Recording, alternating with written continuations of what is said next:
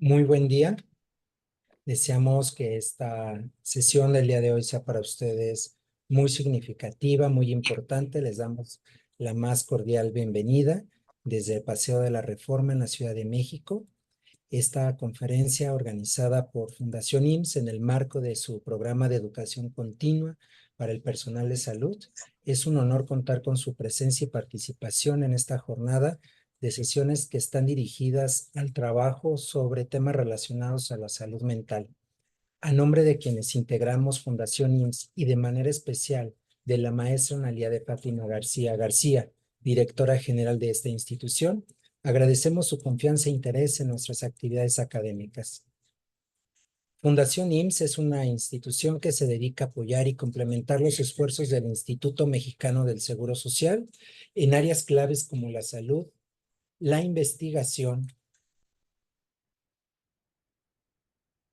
la educación y el bienestar social.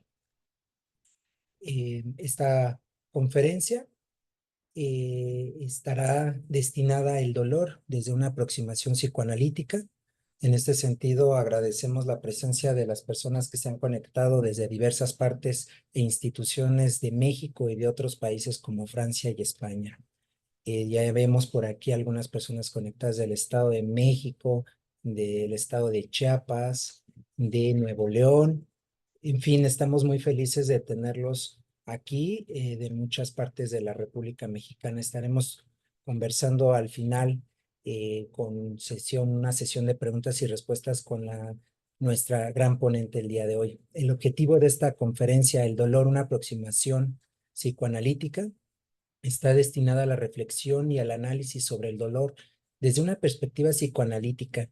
Vamos a explorar este fenómeno visto no solo desde una experiencia física, sino también como un complejo constructo psíquico influenciado por el inconsciente y las experiencias de una persona desde su nacimiento y a lo largo de su vida. Pero eso estará a cargo de la doctora Clemence Lonis. Ella es una destacada psicoanalista en formación en la Escuela de Poesía y Psicoanálisis Grupo Cero desde 1997.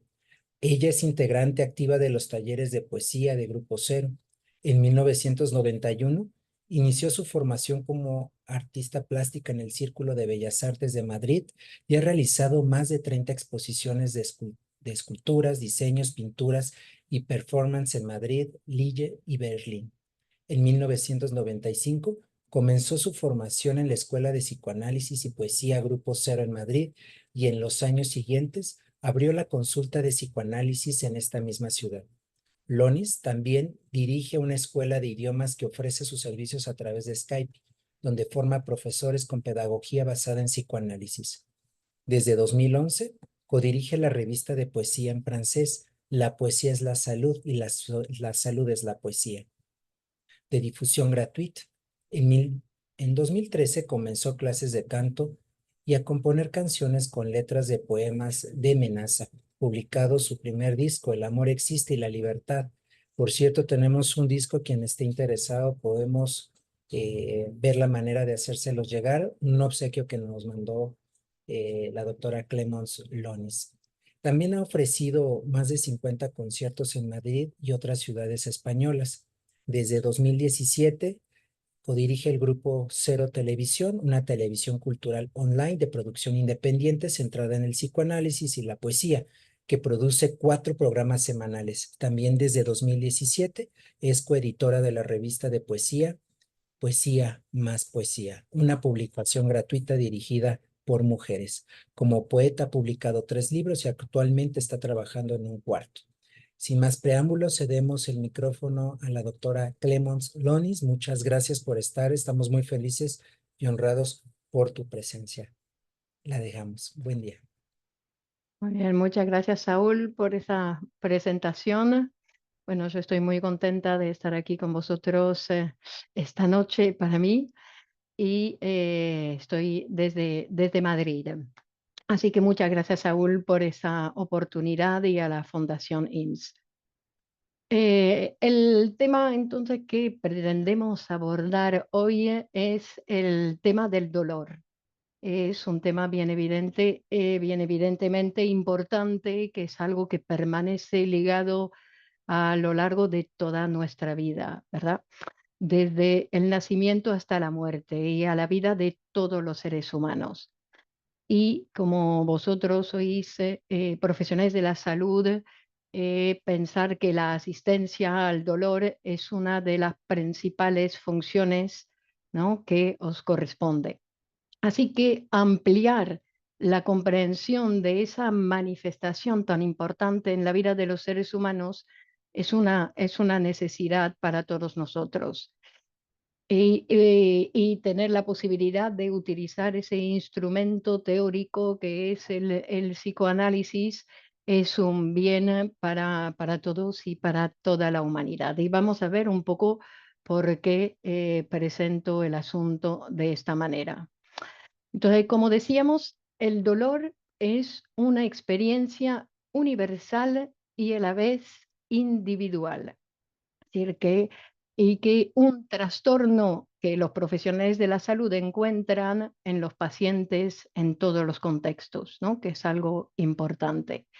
Y es la razón más frecuente por la que las personas buscan atención sanitaria, ¿no?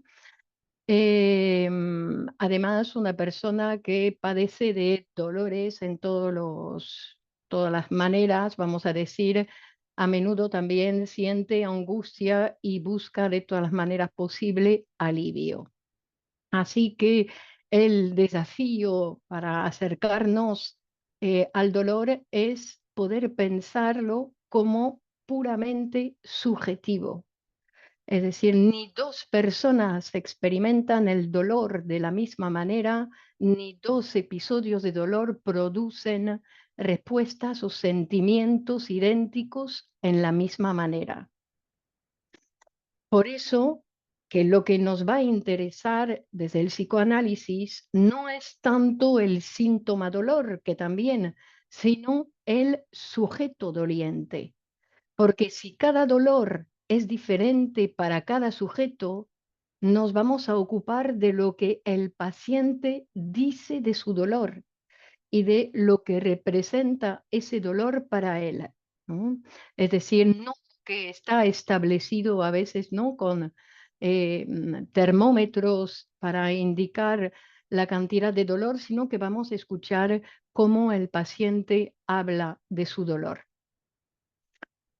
Entonces, como sabéis, el dolor es una señal. El dolor es una señal y suele ser una señal de alarma, sobre todo en el caso del dolor agudo, de lo que llamamos el dolor agudo, señal del estado de una enfermedad.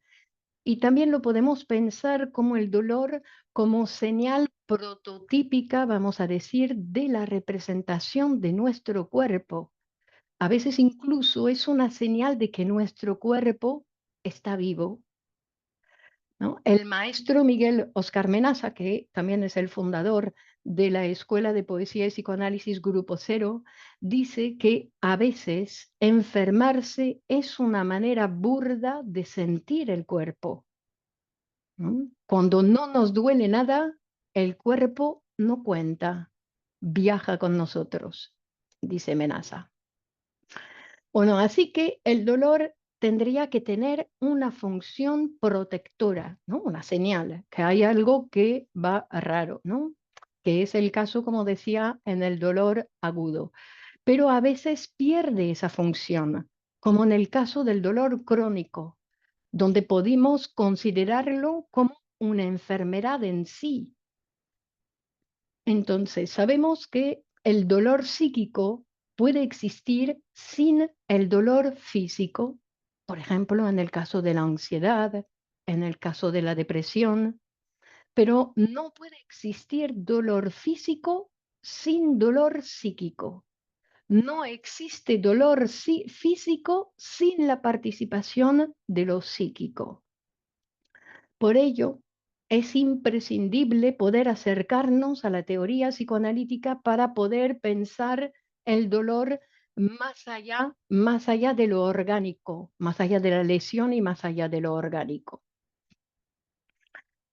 Entonces, para poder acercarnos a los elementos que el psicoanálisis presenta o pone en juego para pensar el dolor, ¿no? Hace falta contextualizar un poco la situación. Es decir, que si hablamos de psiquismo, pues hablamos de ese aparato psíquico particular que tiene un funcionamiento que Freud nos ha descrito el funcionamiento de ese aparato.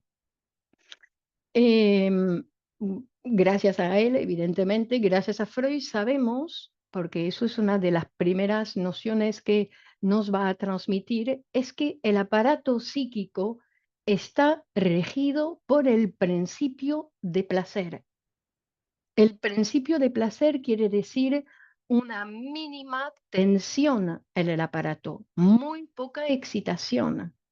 Y está regido por ese principio de placer, es decir, que el aparato, su misión va a ser trabajar para descargar la energía, para descargar esa tensión, para llegar a ese mínimo de tensión que también podemos llamar la tranquilidad, ¿no? Es decir, lo que solemos buscar, es decir, que el aumento de tensión en el aparato produce displacer.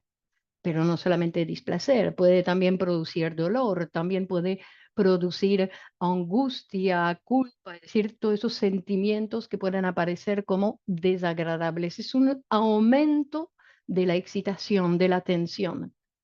Por eso la misión del aparato va a ser desviar, ¿no? Esa tensión, descargarla, ¿no? Con esa urgencia que precisa ese principio de placer que quiere de manera inmediata la producción de placer. Es decir, que frente a un aumento de la tensión se busca la descarga. Por ejemplo, en el niño se busca la descarga con los gritos, los movimientos, ¿no? En cuanto se produce aumento de tensión porque aparece el hambre, pues el niño se va a expresar para empezar a descargar esa tensión. Y hay una cosa importante, es decir, que ese principio que funciona desde el principio en el aparato va a dejar lo que llamamos huellas mnémicas, es decir, huellas en el aparato. Entonces va a dejar huellas mnémicas del objeto que produce el dolor y del objeto, evidentemente, que va a venir a aliviar el dolor. Y que esas huellas van a quedar grabadas en el aparato y que van a ser utilizadas cada vez que el sujeto se va a encontrar en situaciones similares, ¿no? Sabemos que el niño rápidamente va a aprender, se va a dar cuenta que cuando grita un poquitín, pues le viene la teta, que va a ser un aprendizaje, ¿no? Y que gracias a esas huellas. Entonces, pero evidentemente no vamos a poder vivir bajo ese régimen del principio del placer, porque no iríamos muy lejos. Es decir, que el sujeto va a tener que ir aprendiendo, y todos nosotros lo hemos ido haciendo, es decir, a renunciar a esa satisfacción inmediata, ¿no? De ese principio de placer, es decir, a soportar displaceres, a renunciar a ciertas fuentes de placer para obtener así una mayor satisfacción. Y digo una mayor satisfacción porque cuando somos capaces de tolerar cierto displacer que nos produce la realidad, por ejemplo, que no produce el aprendizaje, el tener que ir a trabajar y muchas cosas en la vida, pues él, nos va a producir más satisfacción porque va a ser una construcción lo que vamos a obtener. Y eso, es decir, que va a ser necesario incluir la realidad exterior, ¿no? Y quiere decir con trabajo. Y por eso el resultado va a ser de mayor satisfacción. Así que es necesario, evidentemente, que el sujeto no se deje dominar por ese principio de placer. Es decir, que no buscar a toda costa descargar la tensión, ¿no? Y pase a dejarse regir por lo que llamamos el principio de realidad.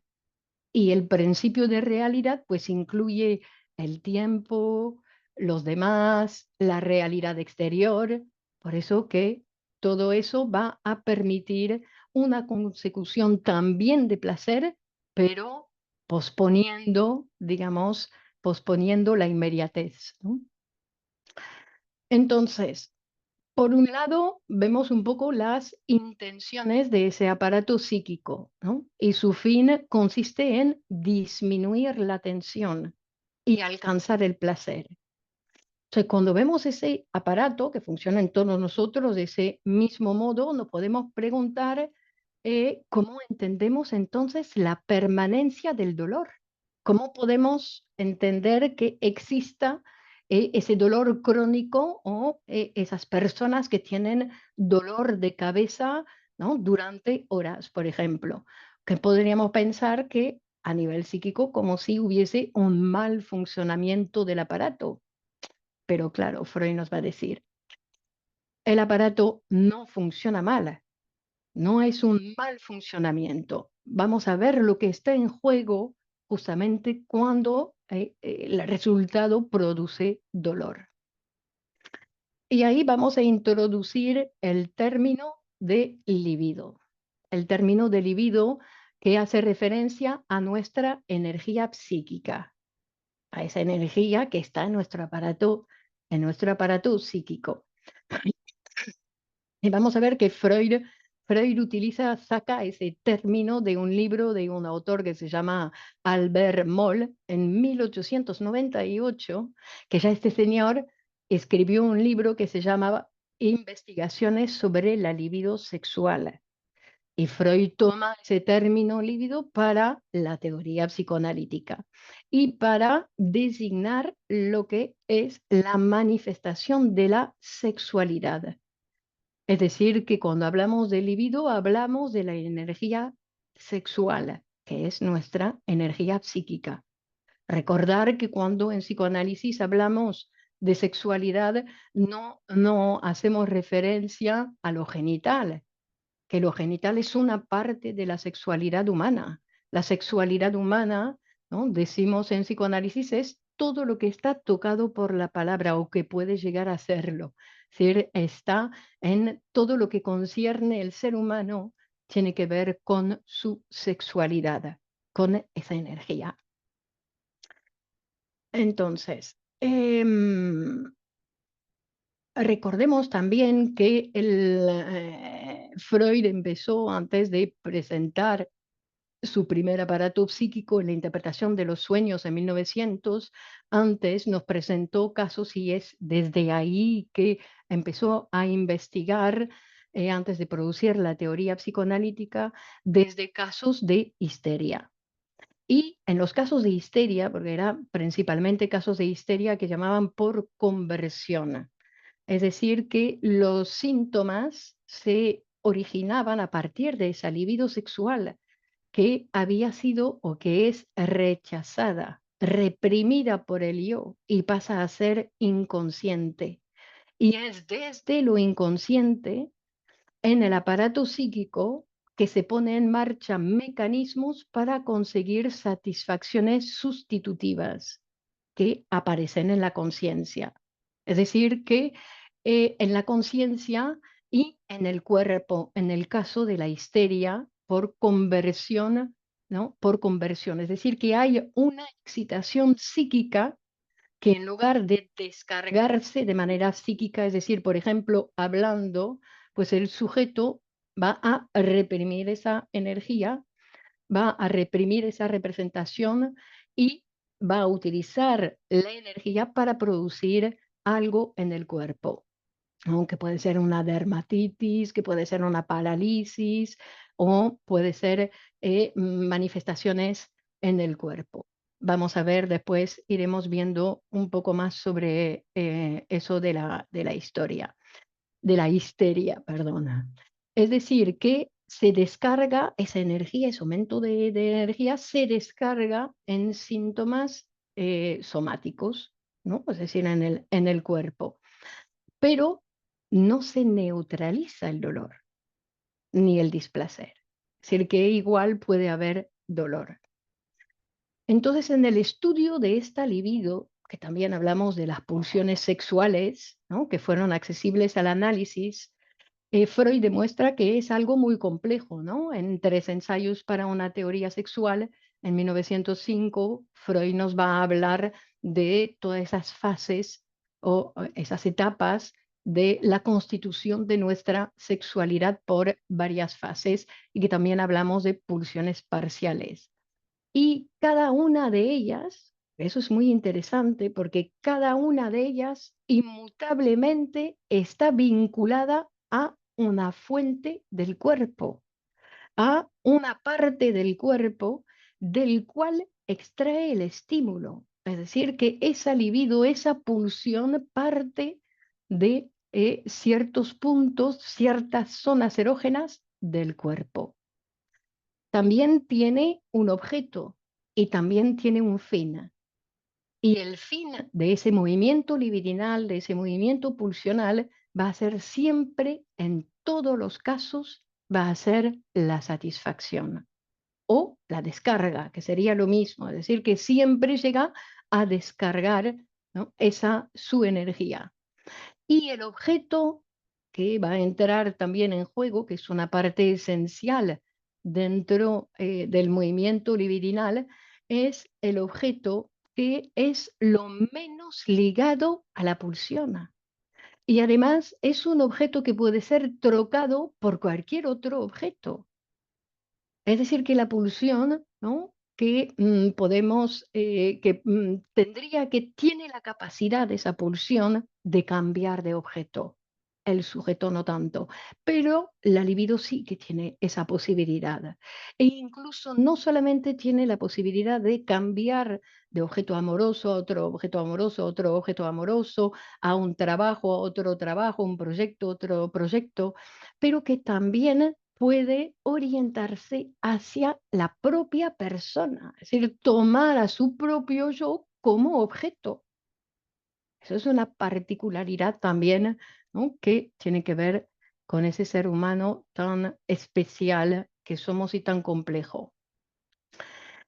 Vamos a ver que también es interesante subrayar que el destino de esa pulsión, el destino más significativo de esta pulsión, está representado por lo que llamamos la sublimación.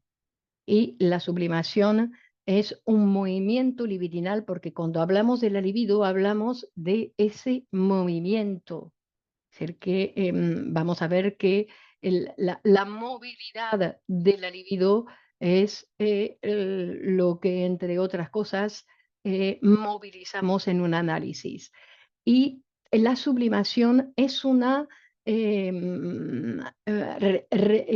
retirada de la energía de los objetos hacia el yo, que después esa energía se va a desexualizar y va a permitir una, una producción, es esa energía que va a ser utilizada para el trabajo, para las producciones sociales, ¿no? Es decir, que es un movimiento pulsional que es considerado como más elevado desde el punto de vista social y ético. Y hablo de ese movimiento libidinal y recordando a una frase del maestro Miguel Óscar Menaza que dice: lo mejor de mí está fuera de mí. Es decir, que la energía, ¿no?, que conviene que siempre esté en movimiento y fuera de mí. Freud, a partir del estudio de la demencia precoz, de diferentes afecciones psicóticas, descubre también que existe un proceso que justamente consiste en que la libido es retirada de los objetos, retraída al yo, y de aquí se queda. No se vuelve a utilizar para ese proceso de sublimación del cual hablábamos, sino que se queda en el yo. Y ahí el sujeto pierde contacto con el exterior, ya su energía está en el yo. Y los fenómenos clínicos que podemos ver en esas patologías, vamos a decir, son intentos, vanos esfuerzos de la libido para retornar a los objetos exteriores. Es decir, que el delirio en el psicótico lo tenemos que considerar como un intento de restablecer las relaciones con el exterior. Entonces, el yo, vemos que el yo es, o Freud nos va a hablar del yo como reservorio libidinal que determina además, no solamente es el reservorio de la libido, sino que además va a determinar la movilidad de esa energía, que puede ir desde el yo a los objetos y viceversa, de los objetos al yo, ¿no? Cuando hablamos. Por eso que en un primer tiempo Freud nos va a hablar de libido del yo y libido de objeto, objetal, ¿no? Que después vamos a ver que no es exactamente tal cosa. Como va a hablar de la libido de conservación, el libido del yo, pero después más adelante en la construcción de la teoría va a reunir, digamos, esa energía en dos pulsiones. Entonces, cuando en el caso, cuando es libido, en lugar de investir objetos exteriores, invisten al propio yo, tomando al propio yo como un objeto, pues eso es lo que llamamos la libido narcisista, ¿no? Que evidentemente tiene que ver con ese amor del sujeto hacia sí mismo, ¿no? Que representado en el mito de Narciso o tomado desde el mito de Narciso. Entonces, para poder entender esa situación, vamos a tener que entrar en lo que Freud nos presenta como la segunda tópica en la teoría, ¿no? Que hemos hablado de la primera tópica, que es lo que presenta Freud en la interpretación de los sueños en 1900, y en 1920 va a inaugurar bueno, es en 1923 con el yo y el ello, pero en 1920, en Más allá del principio del placer, va a reconocer Freud esas dos pulsiones. Es decir, que lo va a resumir de alguna manera a dos pulsiones, la pulsión de vida, Eros, y la pulsión de muerte, Tánatos. Y nos va a decir que la pulsión de vida es la que en nuestra vida tiende a unir y la pulsión de muerte es la que tiende a separar. Y estas dos pulsiones conviene evidentemente que estén viajando juntas para que podamos unirnos como hoy, ¿no? A la una en México y para después separarnos, ¿no? Que son cosas necesarias, evidentemente. Entonces, si Freud nos va a hablar de la pulsión de muerte y nos va a decir que es una pulsión que trabaja silenciosa desde el interior y su propósito particular de la pulsión de muerte es buscar la vuelta al primitivo estado de anorgánico, es decir, cuando no éramos casi nada y va a explicar desde esa pulsión de muerte la agresividad y las tendencias destructivas del ser humano, ¿no? Cuando se proyecta esa pulsión hacia el exterior. Entonces, Eros, esa pulsión de vida, eh, ella entonces bueno, muchas veces lo consigue también, ¿no? Pero digamos que su propósito es formar con la sustancia viva unidades cada vez más amplias que conduzcan a evoluciones superiores y hacer la vida perdurable a través de la reproducción, que en todos los casos es un triunfo sobre la muerte para el ser humano, una manera de pervivir, de la eternidad de la especie humana. Así que nuestra vida se va a jugar sobre esas dos fuerzas, ¿no? Se juega la vida de los seres humanos sobre esas dos pulsiones, la pulsión de vida y la pulsión de muerte. Bueno, eso es una pequeña presentación sobre el aparato psíquico.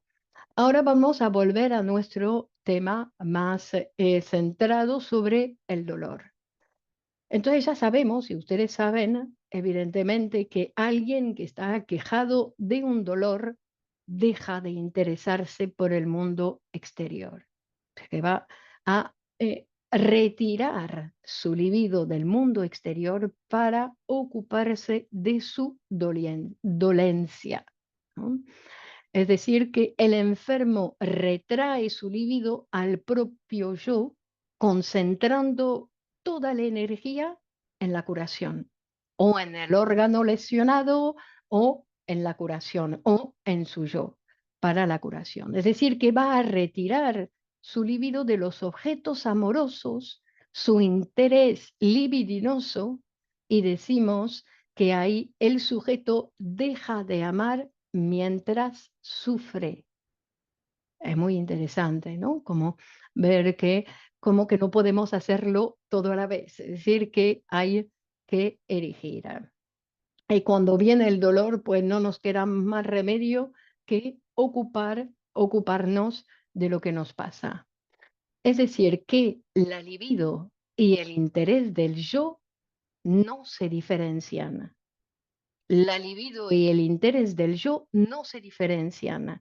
Y esta retracción libidinal por el dolor es similar también a lo que ocurre en el sueño, ¿no? Donde ahí el único interés es buscar el dormir.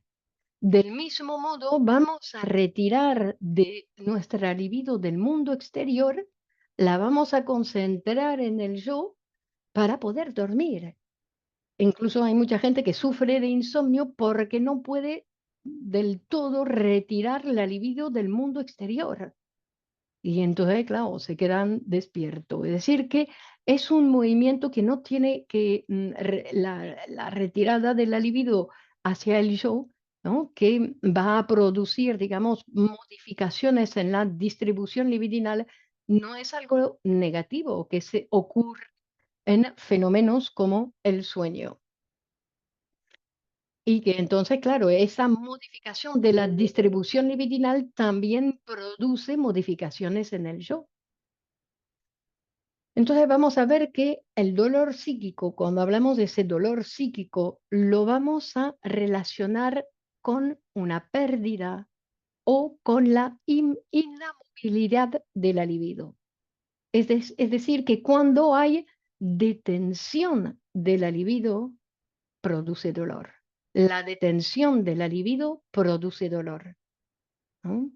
Y sabemos del mismo modo, para justificar un poco ¿no? De lo que hablamos de ese movimiento libidinal, sabemos que si el paciente conseguimos distraer al paciente doliente, disminuye el dolor. Es decir, si se empieza a interesar por otra cosa que su dolor, disminuye el dolor y a veces hasta puede llegar a desaparecer, ¿no? Es decir, que lo que solemos hacer con los niños, intentamos distraerles para que dejen de sentir el dolor que sienten, ¿no? Y que también lo podemos hacer con los adultos, ¿no? Cuando lo conseguimos. Es decir, que eso hace referencia a ese movimiento libidinal. Es decir, que cuando, ¿no? La libido de repente se interesa por otra cosa que el dolor disminuye. Entonces, vamos a ver que cuando hablamos de ese síntoma dolor, lo vamos a llamar, o sí, el síntoma dolor, n- no corresponde específicamente a ninguna estructura psíquica, ¿no? No corresponde específicamente ni a la neurosis obsesiva, ni a la histeria, ni a la psicosomática, ni a la neurosis de angustia, ni a la fobia. No está pegado a una estructura, aunque en cada estructura puede haber, ¿no? Unas manifestaciones de dolor. Pero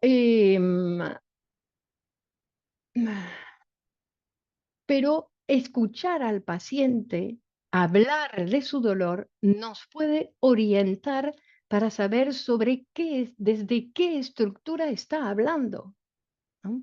Y Freud nos dice que un enfermo que padece dolores orgánicos los describirá, si no es además neurótico, con toda precisión y claridad, detallando sus características, con qué intervalos se presentan, a qué zona de su cuerpo afectan y cuáles son las influencias que los provocan. Es decir, que si el sujeto, ¿no? No está en una posición neurótica, va a poder hablar de su dolor y va a poder describirlo con toda claridad. una cosa que también podemos precisar que es importante es que la neurosis no produce el dolor somático, pero lo utiliza, lo agudiza, se lo apropia para sus fines, para los fines de la neurosis, ¿no? Por ejemplo, el dolor del histérico o de la estructura histérica, ese fenómeno histérico. Como decíamos un poco antes, es la transformación de un dolor psíquico en un dolor somático, ¿no? Cuando hay esa transformación por conversión. Es decir, es frente a la incapacidad del sujeto de elaborar psíquicamente lo psíquico, es decir, no poder hablar, es decir, no poder expresar lo que le pasa y en lugar de hablar, reprime. Así que la vía de escape que es posible ahí para ese sujeto, ¿no? Se descarga en una parte del cuerpo, con una parálisis, con una dermatitis, con una manifestación en el cuerpo. Y además, esa particularidad de la histeria que va a seguir, ¿no? Esos fenómenos, esas cosas que son enigmas para los médicos porque hacen un montón de análisis de todo tipo para intentar determinar la patología que el paciente presenta, pero como no sigue ninguna característica, vamos a decir, anatómica, pues no se entiende, ¿no? Que es una creación, una cosa particular de la histeria, que tiene más que ver la producción de esos síntomas, de esos fenómenos, con la imaginación, vamos a decir, con lo imaginario del cuerpo para el sujeto. Es decir, que en la histeria hay ciertas partes del cuerpo que se pueden comportar como zonas erógenas y se van a denominar zonas histerógenas, ¿no? Tenemos que recordar que Freud nos dice que todo nuestro cuerpo, en todo nuestro cuerpo, cualquier zona de nuestro cuerpo puede ser una zona erógena. Es decir, que también va a decir, ¿no? Que los poros de la piel, cualquier zona del cuerpo puede ser una zona erógena.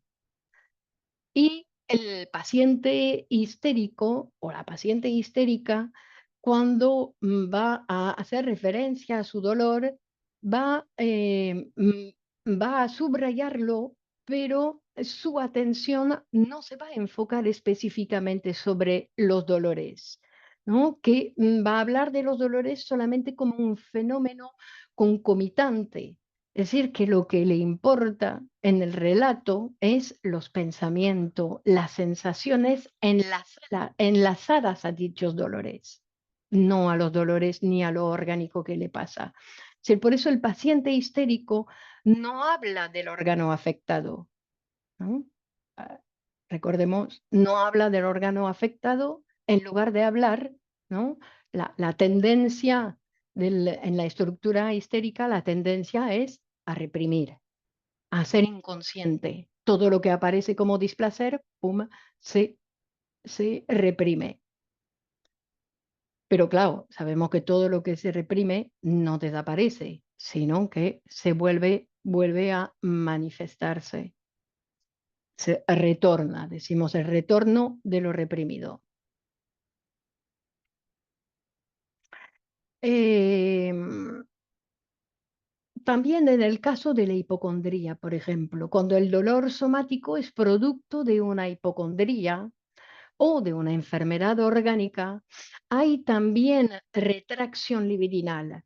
Es decir, también hay concentración de la libido en el órgano que preocupa al sujeto. Es decir, el relato del paciente hipocondríaco sí que es sobre el órgano, que incluye en su discurso el órgano. ¿M? Que es una particularidad, aunque en el caso del hipocondríaco, por supuesto que no hay lesión de órgano, ¿no? Que la enfermedad en sí es la hipocondría, es decir, no poder evitar de pensar que hay algo que está enfermo, que hay algún órgano que está enfermo. Eso es la patología en la hipocondría, pero no hay lesión. Y su libido está puesto en el órgano. el psicoanálisis, lo que ha descubierto el psicoanálisis es que la patología más dolorosa psíquicamente es la depresión. El dolor psíquico del deprimido es un dolor máximo. ¿Y por qué? Porque en el deprimido la libido queda fijada. Está fijada en la lucha entre el yo y el objeto perdido. Porque, ¿no? Que el dolor surge frente a la pérdida de un objeto significativo para el sujeto, evidentemente. Puede ser un ser querido, puede ser una persona, puede ser un proyecto, puede ser un ideal, puede ser algo significativo para el sujeto. Y frente a esa pérdida, ¿no?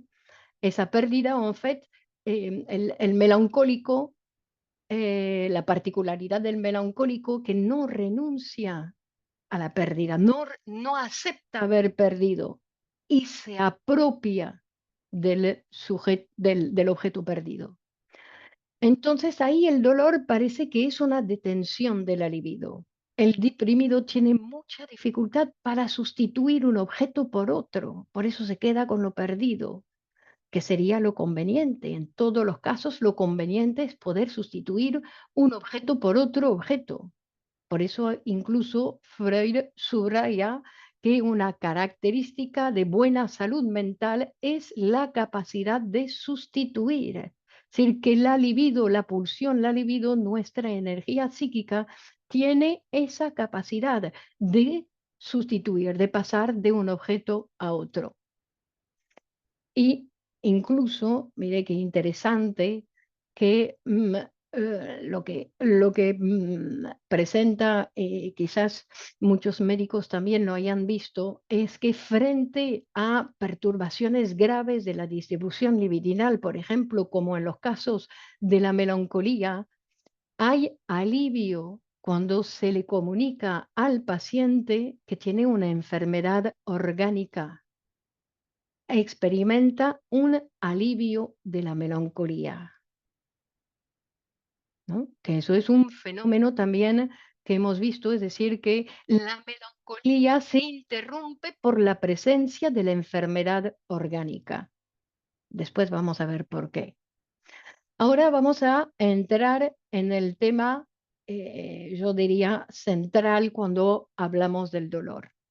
Y vamos a hacer referencia, por supuesto, hacer referencia al masoquismo. La libido, como hemos visto, tiene como tarea derivar la energía hacia el exterior, ¿no? Hacia los objetos del mundo, hasta la vida, ¿no? La vida, el trabajo, las relaciones sociales. Pero hay otra cantidad que siempre se va a quedar en el yo. Es el que el yo nunca se va a quedar totalmente desnudo de libido, siempre va a quedar una cierta cantidad de libido en el yo, ¿no? Que permanece en el interior del organismo incluso. Y esa libido que se queda en el organismo está ligado libidinalmente a la excitación sexual. Es decir, que esa excitación sexual es la que va a permitir lo que llamamos el masoquismo erógeno, es decir, el placer en el dolor. Cuando se goza con el dolor, no es con el dolor con lo que se goza, sino con la excitación sexual concomitante. No gozamos del dolor, gozamos de esa excitación sexual. Y digo nosotros porque vemos que ese masoquismo también, ¿no? Que nos toca a casi todos. Es decir, que los seres humanos tenemos la capacidad de gozar con cualquier cosa, ¿no? Menaza dice que el ser humano es capaz de gozar con su peor enemigo. Tenemos que saberlo, ¿no? Es decir, que el masoquismo o el goce con el dolor es algo que nos pasa a todos, a todos. Es decir, que, por ejemplo, me duele la cabeza. No, pero no voy a tomar una pastilla porque no me gustan las pastillas. y soporto un dolor de cabeza. Prefiero el dolor a tomar una pastilla, ¿no? O que pienso que va a pasar solo. Es decir, que hay una actitud en el sujeto a, en todo, casi todos nosotros, es decir, a preferir el dolor a eliminarlo cuando decimos que lo podemos soportar. Pero claro, si nos acostumbramos al dolor, después empezamos a gozar con ese dolor. Es decir, en el dolor hay un goce. Y cuando nos acostumbramos a ese dolor, que soportamos el dolor de cabeza, y al final no tomamos nunca más una aspirina porque hemos aprendido a gozar de ese dolor. Es una caricatura, ¿no? Pero eso es lo que llamamos el masoquismo erógeno, pero no es el único masoquismo. Por ejemplo, vamos a hablar de lo que llamamos el masoquismo moral. En el contenido, por ejemplo, en el contenido manifiesto, lo que el paciente va a relatar de fantasías masoquistas, por ejemplo, también va a aparecer lo que llamamos el sentimiento de culpa.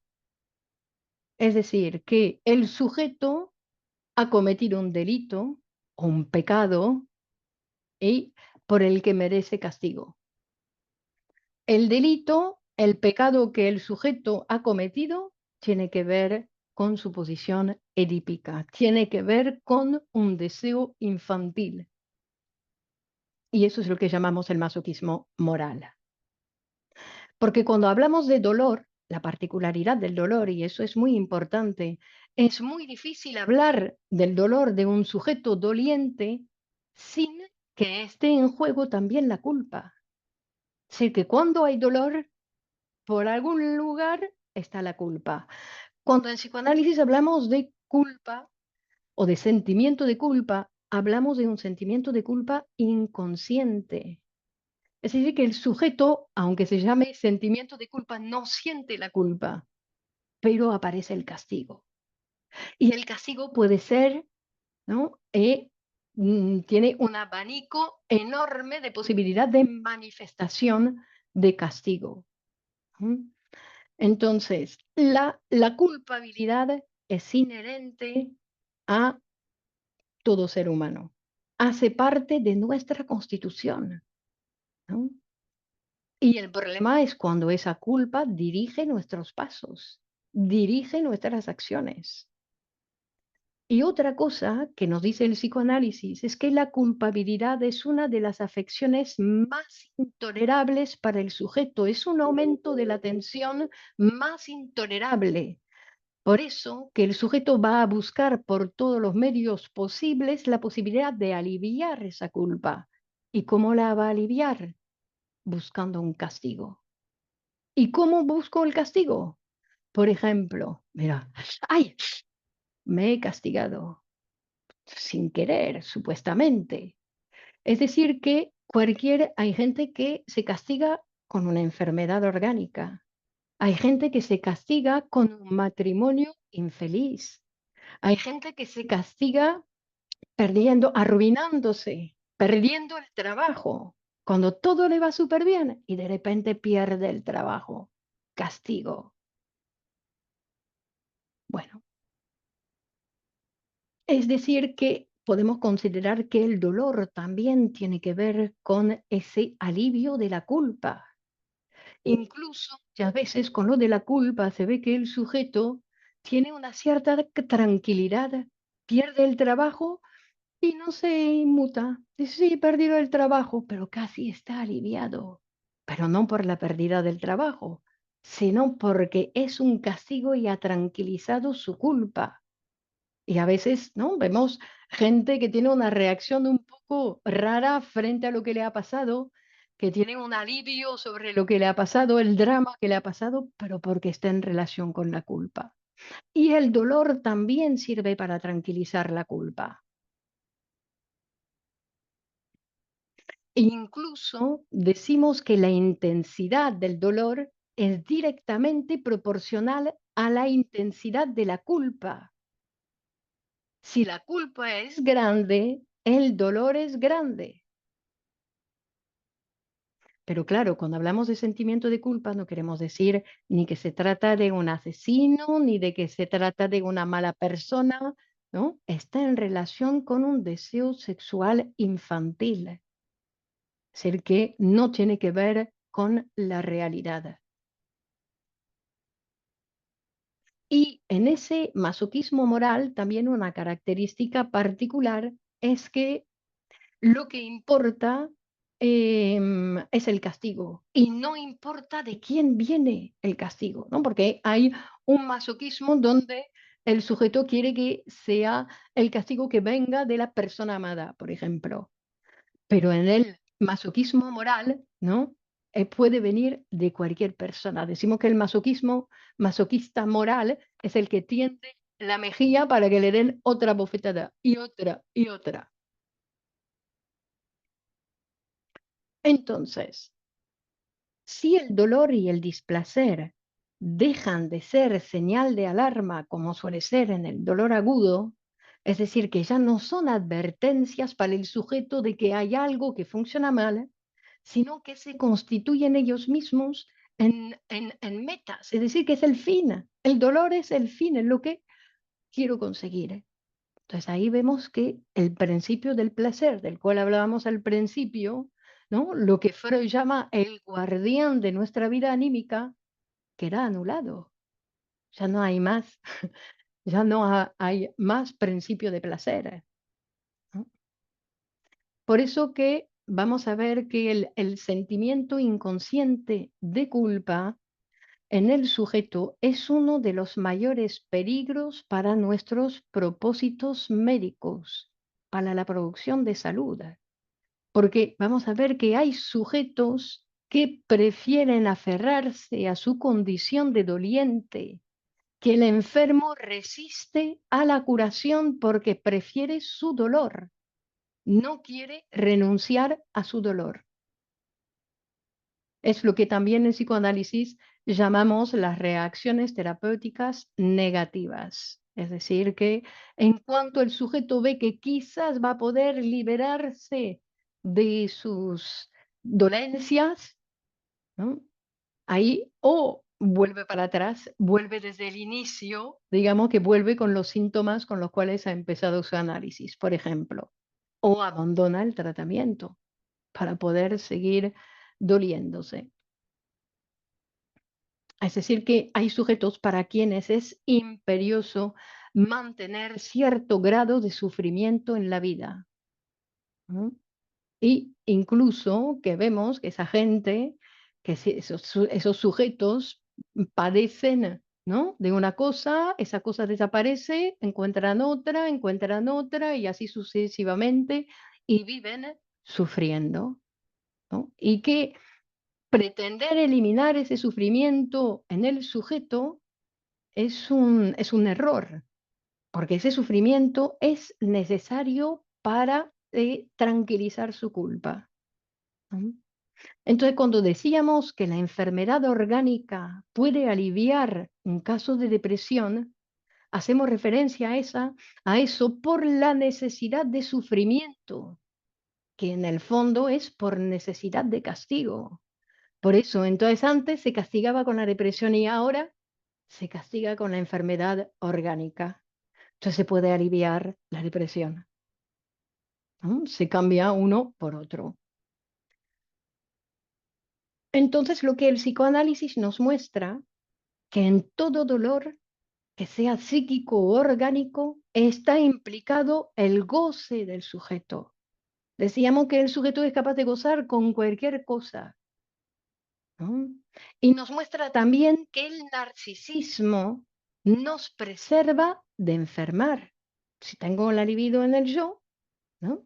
Tengo menos probabilidades de enfermar, que esa libido me protege de la enfermedad, ¿no? Pero a la vez, el sujeto deberá amar, es decir, sacar la libido afuera, investir con la libido objetos exteriores para no caer enfermo. Es decir, que están las dos partes. Otra idea interesante, otra idea interesante para pensar lo que nos aporta el psicoanálisis es que la naturaleza económica del dolor físico es análoga a la del dolor psíquico. Cuando hablamos de la naturaleza económica, en el sentido que esa circulación de la energía, ¿no? Por ejemplo, el dolor del melancólico es como el dolor de una herida en el yo, casi como si el yo estuviese lesionado, como el dolor por la muerte de un ser querido. Y eso porque en tanto nos amamos nosotros en los seres queridos, que los seres queridos hacen parte de nosotros. Y puede llegar a ser un dolor tan real, tan intenso y tan importante como el dolor ocasionado por un órgano lesionado, el dolor psíquico. Entonces, ese elemento que me parece muy importante de poder pensar que por la libido, por eso el movimiento libidinal, los seres queridos hacen parte de nosotros mismos, son parte de nosotros. Porque es nuestra libido que nos pone en relación con ellos.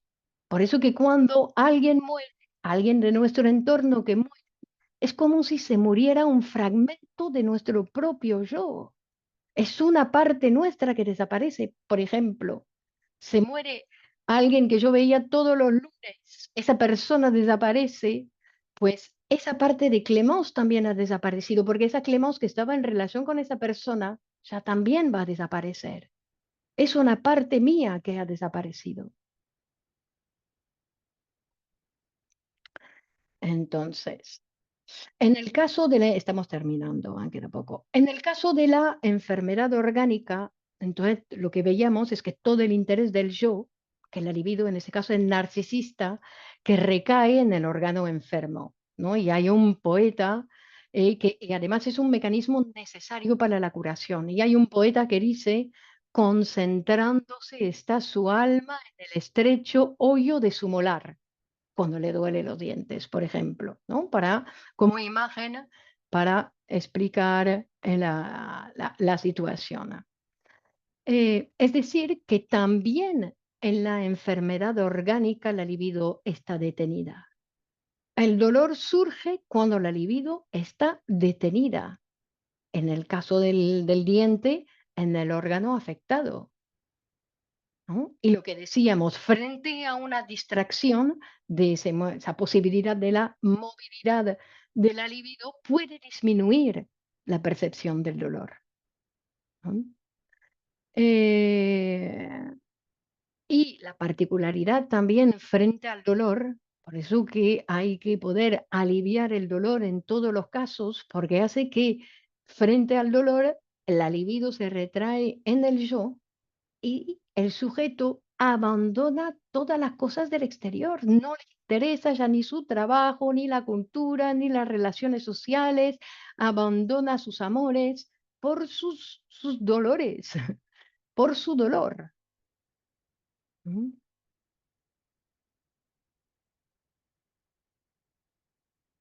Entonces, del mismo modo que es necesario para la curación que el sujeto que retrae su libido en el yo para ayudar a la curación, también será necesario, ¿no?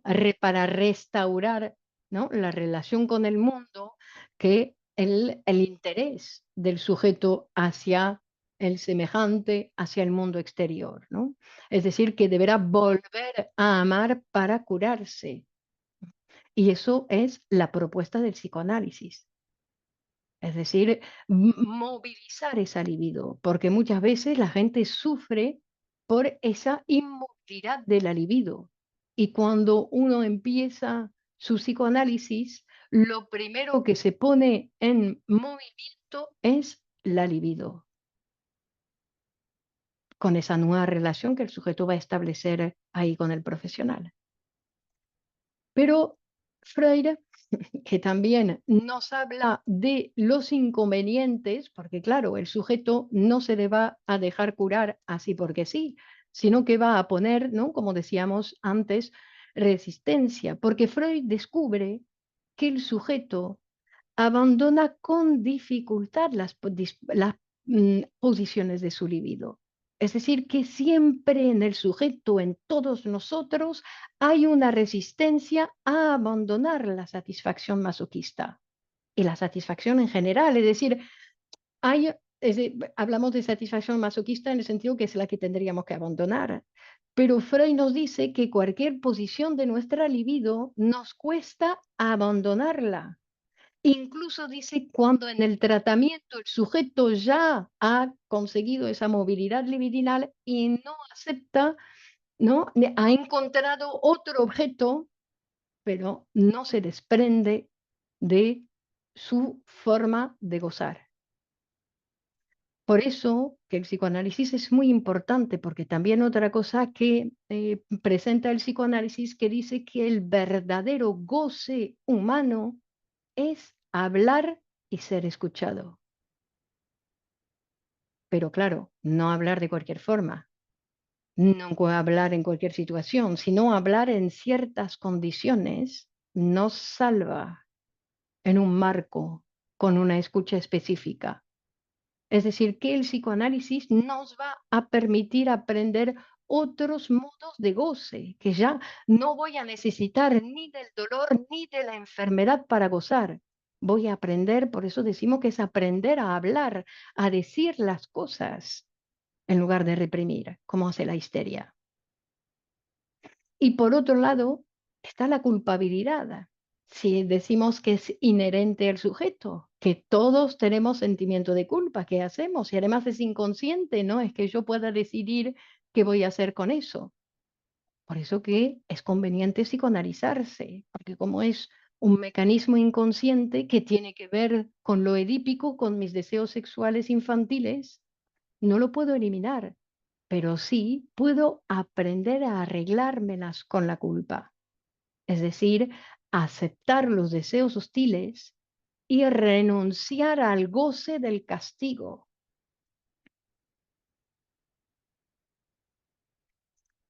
Bueno, he trabajado hasta aquí. Muchas gracias. Hasta aquí he hecho ese pequeño recorrido sobre el dolor. Muchas gracias por haberme escuchado.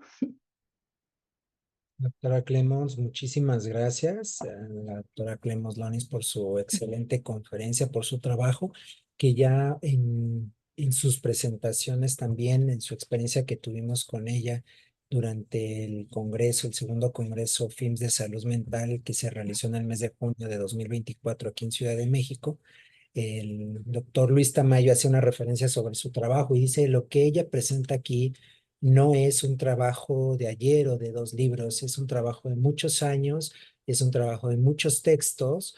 Lo que ella plantea, ella abordó muchos puntos muy relevantes que tienen que ver justo con diversas teorías, específicamente la psicoanalítica, pero más bien me refiero a los enfoques y a los autores que han trabajado a Freud específicamente. Entonces, muchas gracias por este trabajo, por compartirnos sus conocimientos sobre estos temas. Vamos a pasar a la sesión de preguntas y respuestas.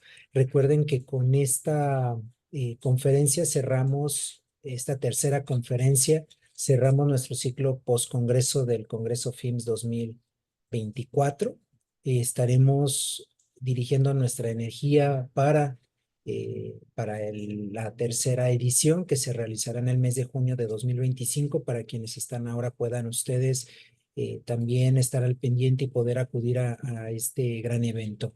En el chat, bueno, pues también nos saluda la doctora Elena Trujillo, también una gran aliada de Fundación IMSS y de Grupo Cero. Eh, bueno, muy interesante el tema, dice la doctora Elena Trujillo. Muchas gracias a Bacho, no sé cómo se pronuncie, Jan Lop. Claudia Araceli, estupenda conferencia, muchas gracias. El psicólogo David Preciado, un gusto verte también acá, estimado aliado, amigo David, desde Chiapas, desde Tuxtla. Muchas gracias, también le agradecen Marta Carolina, Ramona Oropesa. Y bueno, quisiéramos que este espacio también tenga el micrófono abierto para ustedes, por eso lo hacemos en este formato. De ahí que quien desee tomar la palabra para hacer algún comentario, alguna pregunta, alguna reflexión de lo que hoy ha venido a trabajar con nosotros la doctora Clemons, estaremos muy atentos a escucharles.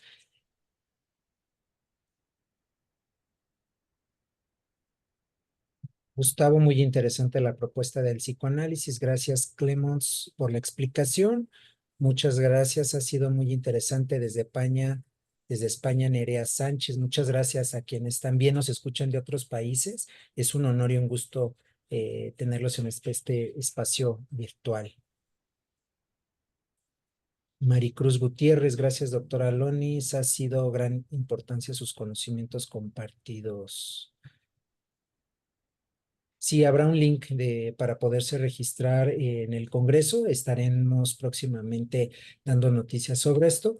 Y si alguien, en lo que alguien toma el micrófono, me gustaría comentar, hacer dos puntuaciones al trabajo de la doctora Clemos, que dice que el goce humano es hablar y ser escuchado, no es una de estas posibilidades. Pero también aquí porque yo iba a preguntar, bueno, desde el psicoanálisis, ¿cómo puede trabajarse? Y ella lo mencionó durante toda su conferencia. Antes de escucharla, yo iba a hacer esa pregunta, sin embargo, ella nos dice, ¿no? También el ser psicoanalizados y el acudir a terapia va a formar parte de este goce que ella hablaba, pero recuerden que la psicoterapia, a diferencia de cualquier conversación con un amigo, eh, con una persona de confianza, el psicoanálisis o cualquier otra psicoterapia lleva un orden, tiene una técnica que permite trabajar sobre lo que la persona, sobre este dolor psíquico del que se hablaba hoy, y esta escucha o la palabra es el principal instrumento del psicoanálisis, de ahí su importancia de poder gozar en terapia. Y bueno, además del dolor, que por sí mismo puede tener todos estos matices que dijo la doctora Clemos, y hablaba también de la culpa, ¿no? La culpa puede exacerbar el dolor. Entonces, parece un círculo vicioso, porque el dolor me genera, hago algo respecto a mí o respecto al otro, genera otro problema, una culpa, y esa culpa me genera dolor y finalmente estamos en un ciclo que puede ser incluso, pues lo he dicho, ¿no? Prácticamente infinito. Gracias por darnos este espacio, estuvo muy interesante, Elisa Osnaya. ¿Alguien? Creo que tenemos un público hoy, doctora Clemos, que es muy tímido y no quieren gozar de la palabra. No como De la tú. escritura sí, pero la palabra no. Claro. Y Ah, una Elena. pregunta, ya que estamos hablando del dolor, ¿tendrá que ver también con el dolor de existir? Es decir, según lo que comentaba ahora Saúl, ¿será una manera que el sujeto pone para no enfrentarse a esa puntuación de la vida que es la muerte? Bueno, eso no es una pregunta, eso es una respuesta. Pregunta-respuesta, ¿no? Es Ajá. decir, que sí, que también existe el dolor de existir, de darse cuenta, ¿no? Por ejemplo, muere alguien y uno no tanto tiene el dolor por la pérdida del otro, sino tiene un dolor, ¿no? Por yo estoy vivo, pero me va a tocar. Claro, porque me pregunto, pese a que somos profesionales de la salud y abordamos el tratamiento del dolor psíquico, el dolor físico, no vamos a poder acabar con él, porque siempre va a haber esa circunstancia difícil para el hombre, que él sabe que va a morir. Cuando las especies animales, el resto de especies no tiene esa representación y nosotros nos encontramos con esa coyuntura, ¿no?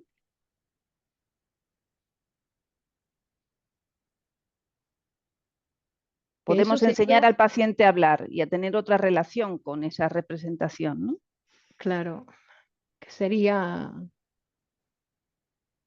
que sería lo que la pretensión, diría yo, un poco del psicoanálisis, poder fabricar seres mortales, es decir, vivir como mortales, no vivir como inmortales. Perdón, Elena, he visto que hay otras preguntas. Aquí hay dos. Menciona que es importante descubrir desde qué estructura nos habla el paciente. Puede haber un mismo discurso, pero una diferente estructura. No es importante, es importante teóricamente, ¿no? La teoría sirve para poder pensar la teoría, para afinar el oído, para darnos cuenta que hay diferentes maneras de hablar el dolor, no para poner etiquetas al paciente, ¿no? Que no es lo interesante decir este paciente es, ¿no? Que tiene tal estructura o que hoy tiene tal estructura y mañana tendrá otra, no es lo que nos va a interesar, pero sí lo que nos va a interesar. Muy buenas, doctor. Que lo que no nos va a interesar es poder escuchar esa diferencia de discurso, que no todos hablan del dolor del mismo modo, ¿no? Que hay una particularidad. Y aquí Enar pregunta A si ver, puede... doctora, perdóname, la interrumpo tantito porque quiere saludar Sí, al doctor Romeo. sí, sí. Aquí estoy, ¿cómo Ten- está usted? A muy ver, buenas, doctor, muy buenas. Mire, hola, ¿cómo va? tengo su tarjeta aquí, delante de ¿Sabe qué? mí. ¿Sabe qué? ¿Por qué estoy aquí? Dije, ¿quién es esa mujer con esa voz tan bonita? Y Ah, más que bonita la voz, bellísima mujer. muchas Y gracias, me vine doctor. de volada, pero no me dejaba pasar. Tuve que rogarle, por favor, quiero saludar. Muchas Qué gracias, doctor. linda, qué Espero que linda que nos está veamos contestando. pronto. Qué linda. Cuídese mucho, ¿eh?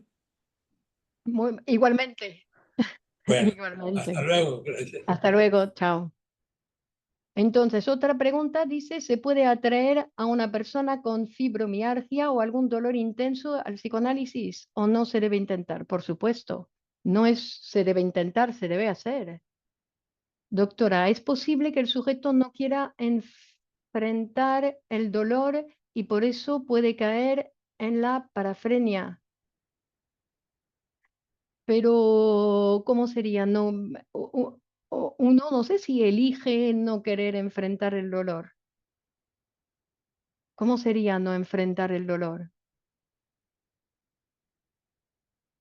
La diferencia del dolor entre el neurótico y el parafrénico, ¿cuál será?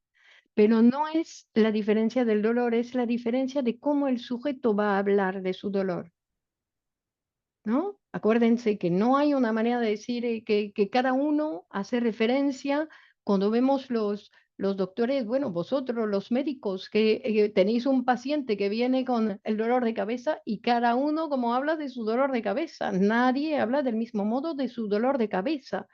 Entonces, ¿no? El síntoma es una cosa, pero el discurso del sujeto va a ser totalmente diferente. Digamos, el neurótico va a dar un discurso sobre su dolor un poco más confuso, ¿no? Lo que decíamos que el sujeto que va a presentar su lesión orgánica y va a poder hacer una descripción clara de lo que le pasa, cuando empezó a surgir, cuando surge más, cómo es el dolor, etcétera, ¿no? Que, ¿por qué no enturbia la neurosis en el discurso del sujeto? Cuando está la neurosis, ya es mucho más difícil, ¿no? Ver que el sujeto tampoco sabe muy bien lo que le pasa, ni cuando empezó, ni está todo confuso. Y que lo que habíamos visto, es decir, que el sujeto cuando hace referencia a su dolencia en el histérico, ¿no? Que no se ocupa tanto de su dolor ni del órgano que está afectado, sino que se ocupa de los sentimientos que rodean la situación. Cuando en el hipocondríaco era directamente sobre el dolor.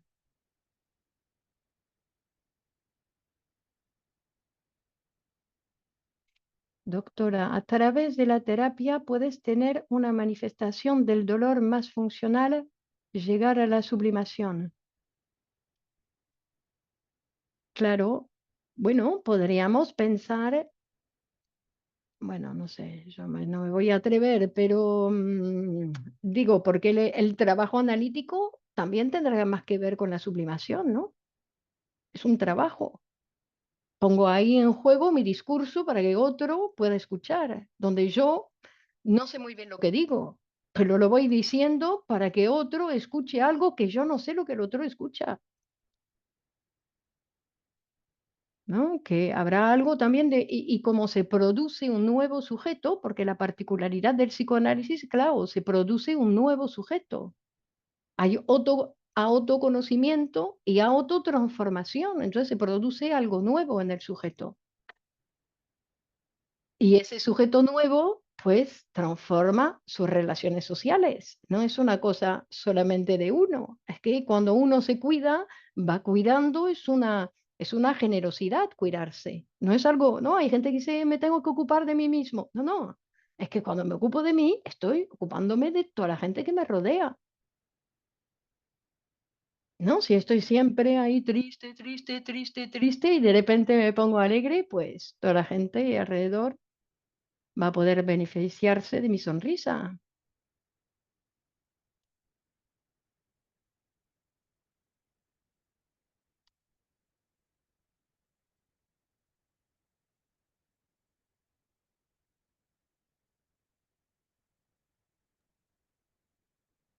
¿Alguien más? ¿Un comentario a la doctora Clemons? Doctora, me parece que es pertinente en este momento hablar sobre la continuidad que hemos firmado una carta sobre con Grupo Cero para las becas de Claro. estos estudios continuos en formación en psicoanálisis. ¿Desea ampliar la información, por favor? Sí, que hemos firmado un convenio con la Fundación IMSS para que todo aquel que lo desee pueda obtener una beca del 50% poniéndose en contacto con la Escuela de Poesía y Psicoanálisis Grupo Cero de Madrid, que las clases, por supuesto, serán online y que puede tener acceso a una excelente formación tanto de los seminarios de Freud, del seminario de Lacan, del seminario de medicina psicosomática, que son seminarios abiertos en español y que se pueden matricular y pueden escribir a la dirección de mail que es actividades@grupocero.info. Actividades@grupo cero con letra cero, dicen los españoles, grupocero.info, y a partir de ahí pueden solicitar la información. Y los cursos empiezan en septiembre, a mitad de septiembre. Sí, Clemons, hay que decir que Sí. el convenio abarca 50 becas. Ah, Es decir, no es ilimitado, las plazas son limitadas, por eso es y importante también que vayan reservando su plaza. ok. Y también hay un descuento para el análisis, ¿no? Exactamente, también consideramos que También es muy pueden. importante poder tener esa opción. Si quieren consultar y supervisar o atenderse por un psicoanalista, también hay el 50% de los honorarios del profesional. Pero decir eso, que las becas no son ilimitadas y bueno, que aquellos que estén interesados pues vayan reservándola. Doctora, tengo un paciente que tuvo un accidente, tuvo fractura de mano y a los 3 meses manifiesta mucho dolor en el hombro y ya le diagnosticaron fibromialgia. ¿El paciente se recupera o necesita de terapia? Que le va a venir bien. Decimos que el psicoanálisis es un instrumento muy necesario en esas enfermedades para que justamente, como lo hemos visto, para que el sujeto aprenda a curarse. Es decir, que es una ayuda, un instrumento para poder aceptar la curación, para poder aceptar la transformación.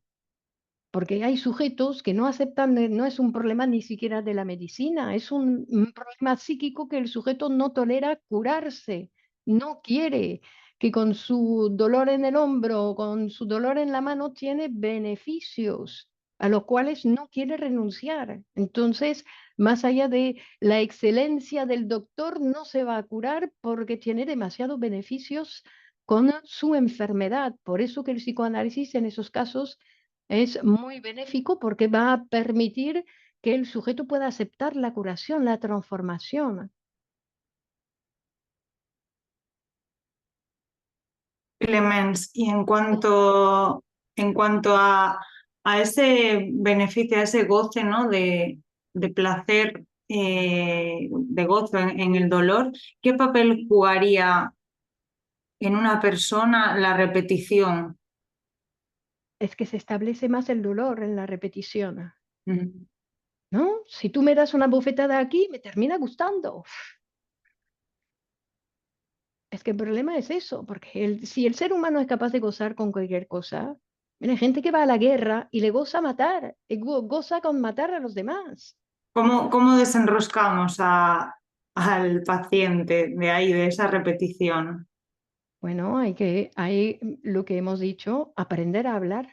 Sin que oponga resistencia, porque claro, muchas veces se pone en juego Resistencia esa resistencia. siempre va a haber, Nerea. La resistencia siempre va a haber. Hace parte del proceso. No la podemos eliminar.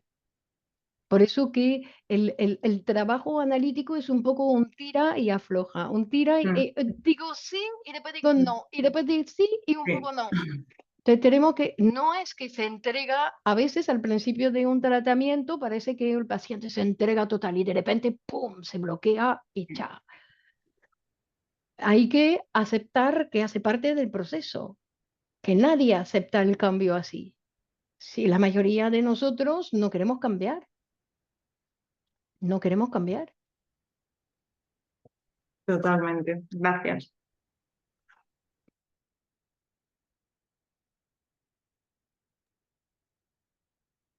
Bueno, pues si ustedes así lo permiten, daremos cierre a esta gran actividad académica. Deseamos que haya sido de un espacio de mucha reflexión para ustedes. Esperamos que puedan continuar. Un agradecimiento, doctora Clemons Donis, y a todo el equipo de Grupo Cero por este acercamiento, esta generosidad de transmitir esta información, estos conocimientos, estas reflexiones tan importantes.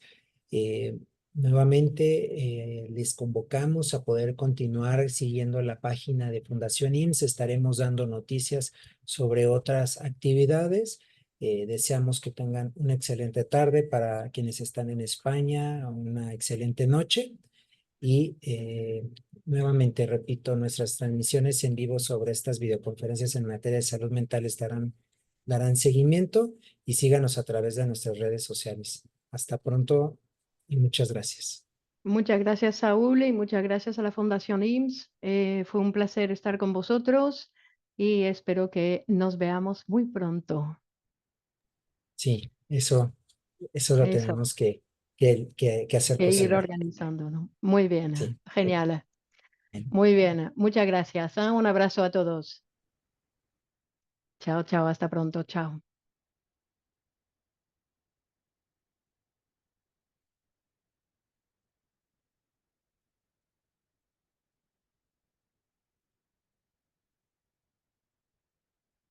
Bueno, cortamos, ¿no?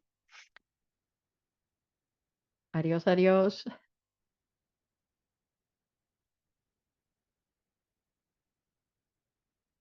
Opa, no lo consigo.